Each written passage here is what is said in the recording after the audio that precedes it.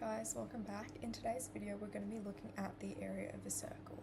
The area of a circle is one of the most fundamental formulas in maths, but if you don't understand how it works, you'll make mistakes in geometry, measurement and exam questions. In this video, I'm going to clearly explain how to calculate and determine what the area of a circle is, how to use both forms of the formula correctly, and how to confidently solve exam-style questions without making these common mistakes.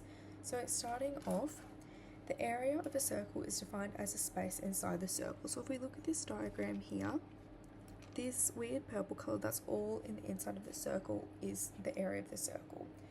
The circumference is the length of the outside of the circle. So if you started at this point on the circle here and went all the way around until you got back to that point there, that length, that distance would be the circumference of the circle. And the radius is the distance from the midpoint, which is the middle of the circle, to the circle's edge. So an important thing to remember with the radius is that the radius can be anywhere along the edge of the circle, just as long as it starts from the midpoint. So this line here, that's also the radius, that line there's also a radius, that line there's also the radius, because they all start from the midpoint and then end up on the edge of the circle. Okay, so the formula we're going to be looking at today is A equals pi r squared. For those of you that haven't come across pi just yet, basically it is a constant value equaling something like 3.14. It goes on for a while, but generally you would just leave it at 3.14, or you can leave it as pi. I think your teacher's going to understand what you mean. Generally, if you don't have a calculator, you leave it as just pi instead of trying to multiply by 3.14. And another really important note with this formula is you need to square the radius. Okay, we're going to look at some worked examples. So I'm going to rewrite the formula. Pi times r squared up here. Okay, starting off with the first example, find the area when the radius equals 5. So these questions are pretty easy. Basically what you do is you sub in this value for r into that equation. So you've got pi times 5 squared. And then just like I was saying before, you can leave pi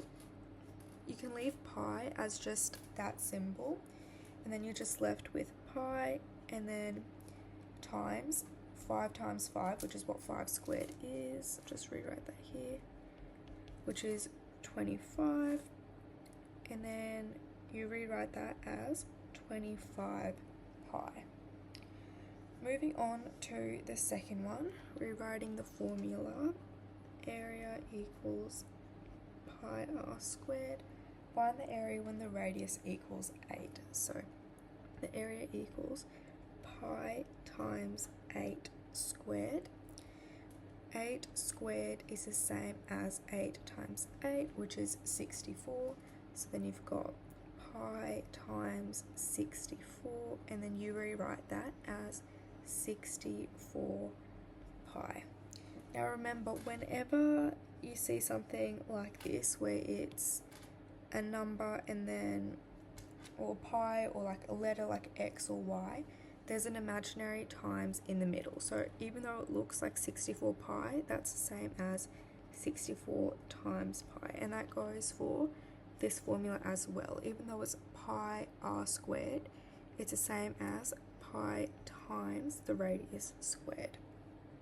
Okay, and then the last worked example, if the area is 49 pi, find the radius. So this one's a little bit tricky, but if we rewrite the formula, so area is equal to pi r squared, and then sub in the values that we know. So here we know that the area is 49 pi, so you sub that in for A, got 49 pi is equal to pi r squared. You can treat pi the same way you would treat a variable like x or y. So what I mean by that is that you can divide it out and cancel it from both sides. So then you've got 49 pi divided by pi equals pi r squared divided by pi, because what you do to one side you do to the other. These two cancel out and these two cancel out, so you're left with 49 equals r squared.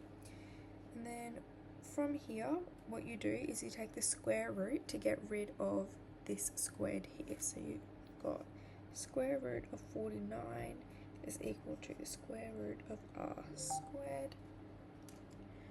And up here, the square root of 49 is 7 is equal to the radius. Now, something you'll notice with square roots is that technically the answer should be plus or minus 7, because 7 times 7 is 49, and negative 7 times negative 7 is also 49. But because, as we mentioned up here, the radius is a length and you can't have a negative length, so you always take the positive, and that's why 7 is the radius for that one. Okay, there's some student practice questions, so pause the video and then try those by yourself, and I'll be back with worked examples. Hey guys, welcome back. Hopefully you had a try at those questions. So starting off with the first one, find the area when the radius equals 3. So rewriting the formula up here, area equals pi r squared. Just like before, subbing in the 3 where r is, so you're left with pi times 3 squared, pi times, and remember 3 squared is the same as 3 times 3, so pi equals 9, and then you're left with 9 pi. One thing I haven't pointed out yet is what to do when squaring. So a lot of common mistakes that people make when they start off with questions like this is seeing the 2 and then assuming that's 3 times 2, which is 6, which isn't right. So whatever number is up here is the number of times you have to multiply it, if that makes sense. So because there's a 2 up there, it's 3 times 3, so there's 2 3s, and that gives you 9. But if it was 3 cubed, for example, then you'd have 3 times 3 times 3, because there's a little 3 up here, and there's 3 3s in that equation, if that makes sense. So that's a common mistake to look out for with these questions. Okay, moving on to the second one, find the area when the radius equals 6. So subbing 6 in for r, you've got pi is equal to, pi times 6 squared.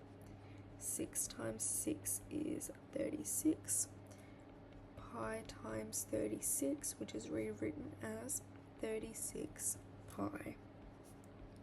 So that's the answer to that second one there. Okay, moving on to the third one, find the area when the radius equals 10. So same as before, subbing it in, pi times 10 squared.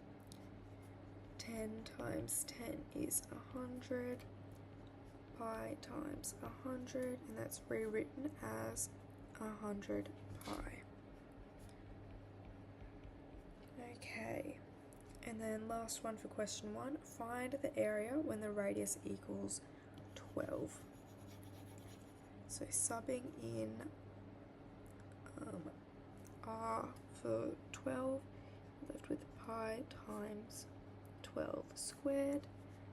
12 times 12 is 144, and you've got pi times 144, and that can be rewritten as 144 pi. Okay, moving on.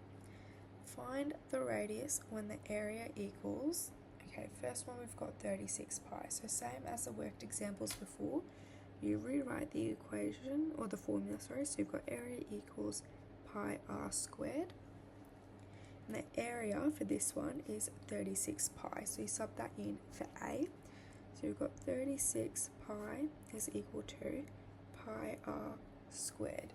These ones are a little bit trickier, but again, remembering you can treat pi the same as x or y or just any number because it is basically just a number.